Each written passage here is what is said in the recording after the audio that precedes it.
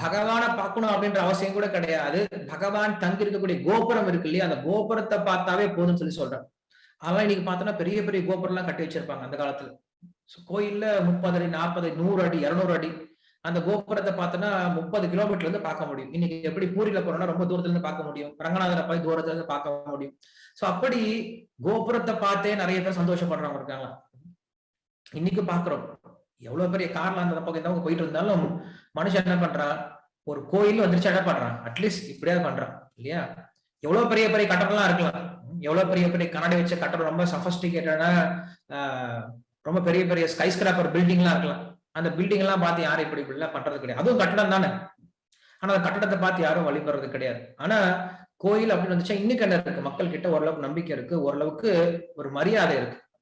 அந்த கோயில் அந்த மாதிரி அன்னைக்கு ராஜாக்கள்லாம் கட்டி வச்சாங்கன்னா மனுஷனுக்கு எப்படியாவது ஒரு வகையில தர்மத்தை கொடுத்துடணும், எப்படியாவது அவனுக்கு பகவானுடைய ஞாபகத்தை கொடுத்துணும் அப்படின்னு சொல்லிட்டு என்ன பண்றாங்க, இந்த மாதிரி கட்டி வச்சாங்களாம்.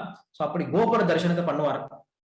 சரி, கோபுர தரிசனத்தை கூட பண்ண முடியல, கோபுரத்தை கூட பார்க்க முடியல அப்படின்னா ஒரு சில கோயில் வீட்டுக்கே வருமா.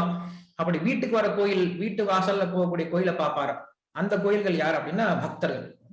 சோ பக்தர்கள் எப்படிப்பட்டவங்க அப்படின்னா தோமாரா ஹிருதய சதா கோவிந்த விஸ்ரம் சொல்லி பக்தி வினோத் தாக்கூர் சொல்லுவார். பக்தனோட இதயத்துல யார் இருக்காரு, பகவான் இருந்துட்டு இருக்காரு.